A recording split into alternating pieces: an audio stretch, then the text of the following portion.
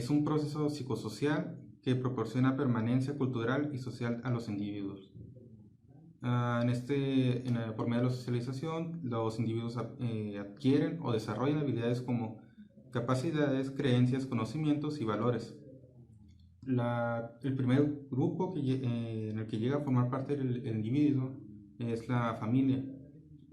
Dependiendo del tipo de familia, se pueden llegar a formar distintos tipos de individuos dependiendo de la crianza.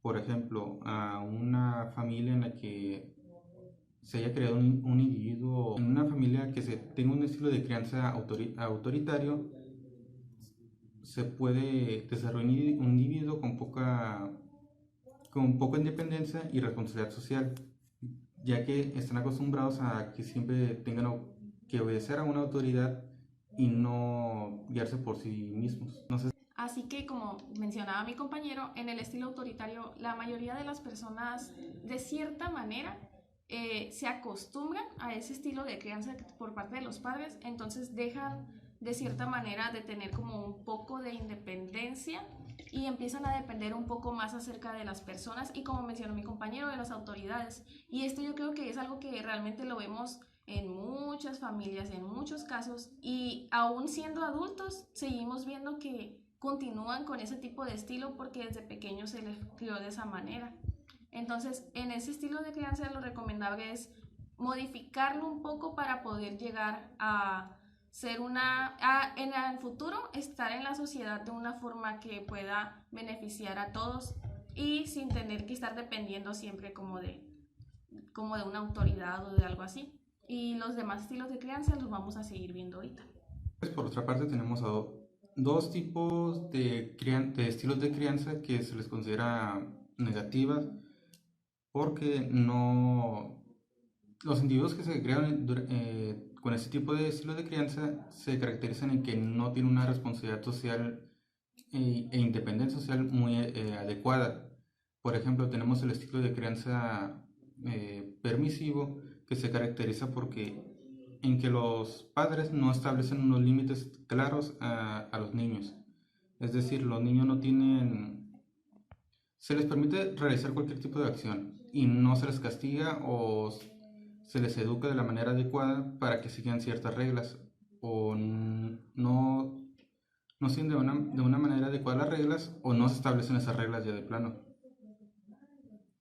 Por otra parte tenemos el negligente, que hasta cierto punto es parecido al, al estilo de crianza comentado anteriormente, pero se caracteriza en que los padres no establecen un cuidado adecuado a los niños. No, sí puede haber en ocasiones que sí se pongan como que ciertas reglas, pero no se van a seguir de manera adecuada, ya que los papás no están al tanto de lo que hacen los niños, no tienen ese interés y por lo general los descuidan bastante. En estos estilos de crianza, pues los individuos por un lado se acostumbran a que no haya reglas, que no haya límites establecidos, y en otro los padres no le ponen como la suficiente importancia o el cuidado a ellos, y esos dos estilos de crianza hacen que se desarrollen individuos que no sigan las reglas, no le den la suficiente importancia a la responsabilidad social y no se adecúen de una manera adecuada a la sociedad. Y estos estilos en nuestra sociedad, en donde nos estemos desarrollando, ya sea en escuelas, en el trabajo, aquí por ejemplo en la universidad, de cierta manera son sumamente importantes porque, por ejemplo, supongamos que alguien de pequeño fue criado permisivamente. Cuando llegan a un tipo de nivel en donde tiene ciertas exigencias y ciertas reglas, esa gente a veces batalla y no porque quiera batallar o porque, ay, no, es que no me gustan las reglas, sino que fueron creados de esa manera y no están acostumbrados a seguir ciertas normas que se deben de hacer. Entonces, ahí los podemos como contrastar tantito también con el que habíamos hablado anteriormente, el autoritario. ¿Qué pasa? Que los autoritarios pues es demasiado, pero los permisivos de cierta manera a veces también dan demasiada oportunidad, o los negligentes también llegan al punto de que es tanta la oportunidad que le dan a los individuos no seguir ciertas reglas o no acatarse a cómo debe de trabajar la sociedad, que en algún futuro va a llegar a ocasionar problemas. Y bueno, a mí me recuerda mucho también, por ejemplo, cuando estás en un lugar público y que, no sé, haciendo algo tan sencillo como, ay, vamos a hacer la fila para hacer tal cosa. ¿Y qué pasa con la gente que no está acostumbrada a eso? Se mete en las filas, empieza a insultar, que esto y el otro. Y obviamente eso no tiene que ver en 100% con el estilo de crianza que se le dio, sino con todo el contexto en donde está, qué gente está ahí alrededor, cómo reacciona la gente. Porque cuando una persona que sabe que está haciendo algo que está fuera de las normas o algo así, pero la gente reacciona como aplaudiéndole o así, les da como más la oportunidad de que lo sigan haciendo. En cambio, cuando está alguien que le pone como un alto o un estate quieto, poco a poco como que sí entiende, pero al mismo tiempo les es difícil cambiar porque ya así fueron criados toda su vida. Entonces, esto es sumamente importante que lo veamos.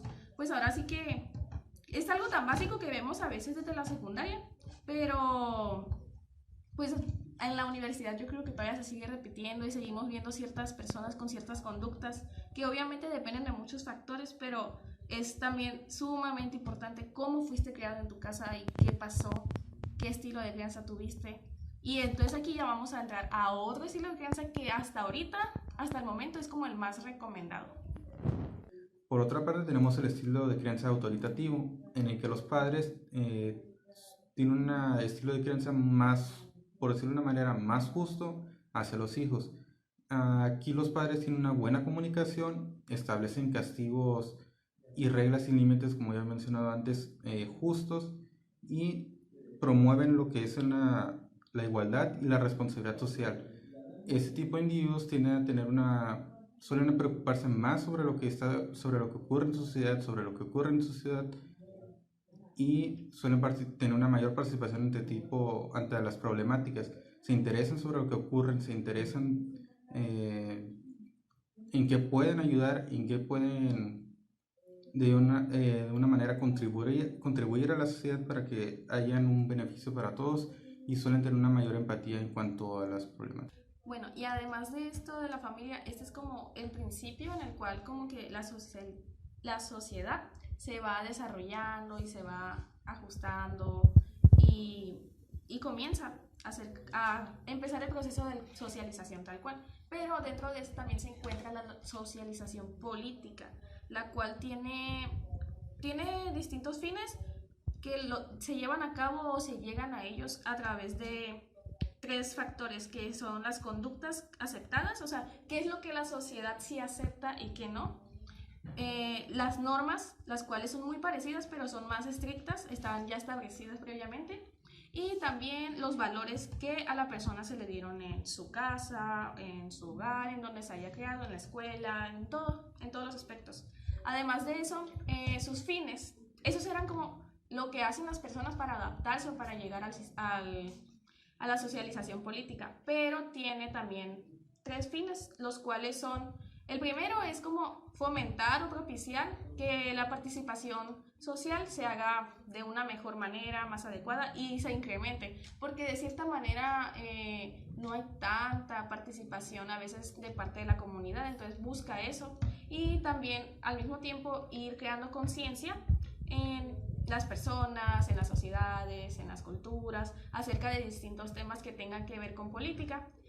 Y pues por último, fomentar el conocimiento político, que es porque pues todo el mundo escuchamos hablar sobre política, pero la verdad casi no nos metemos o no nos adentramos tanto en ese tema o no nos interesa tanto. Entonces eso es lo que busca la socialización política, dar a conocer un mayor incremento y pues que participe la gente en eso. Y pues es parte de la socialización.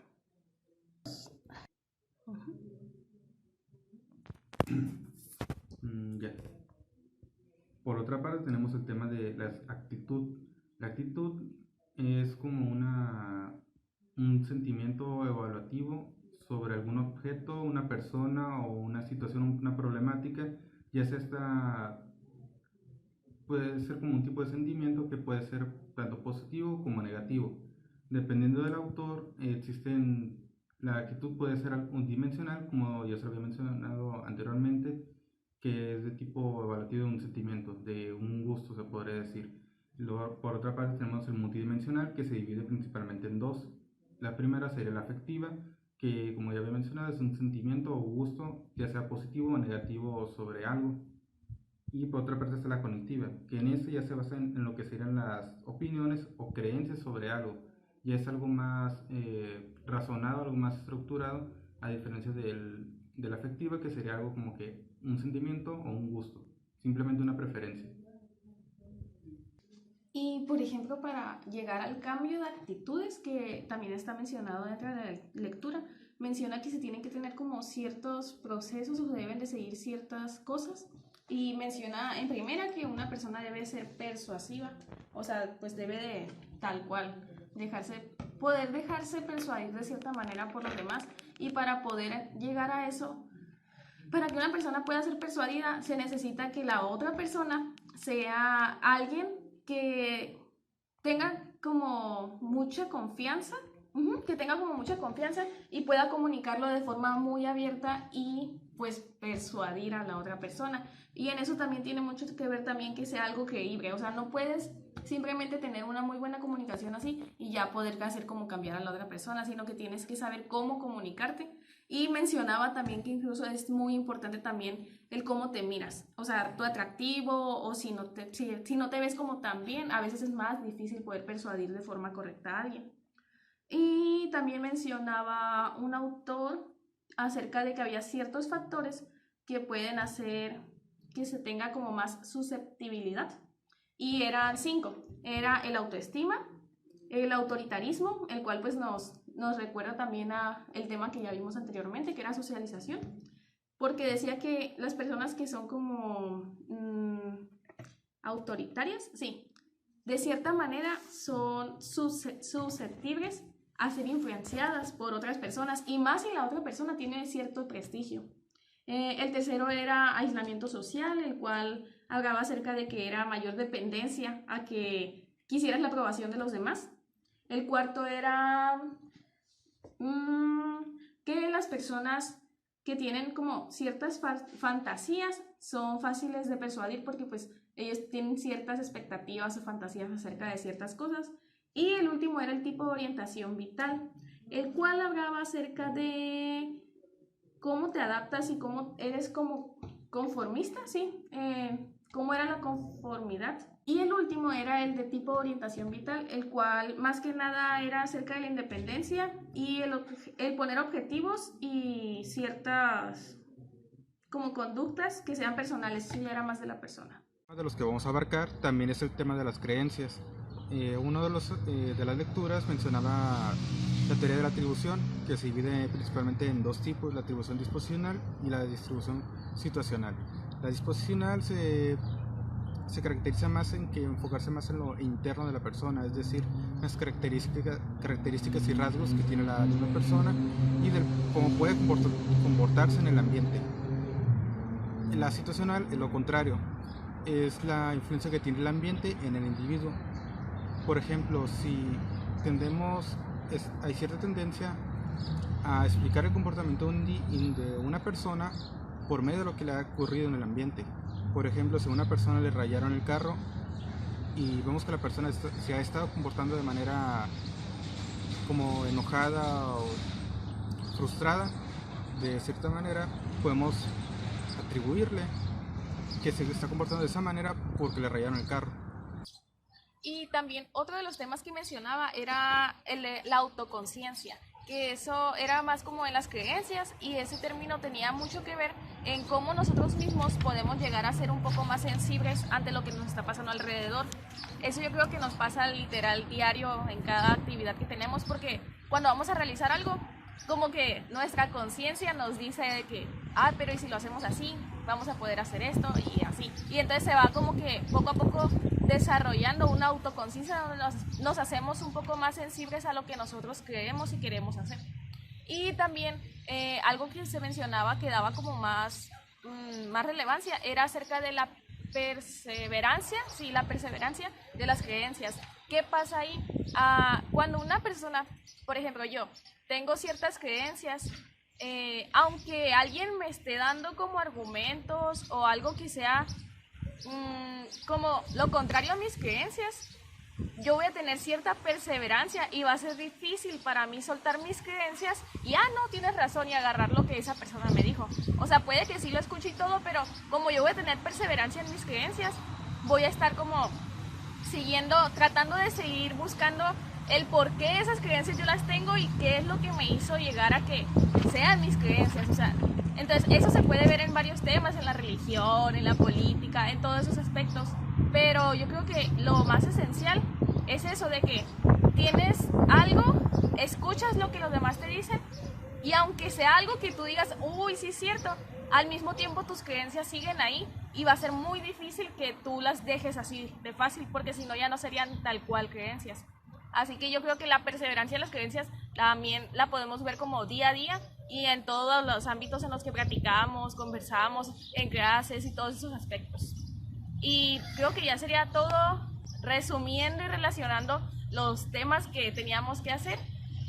Pero al fin y al cabo todos vienen como agarrados de la mano y pues son parte de la sociedad y donde nos desarrollamos, cómo nos desarrollamos y todos esos aspectos.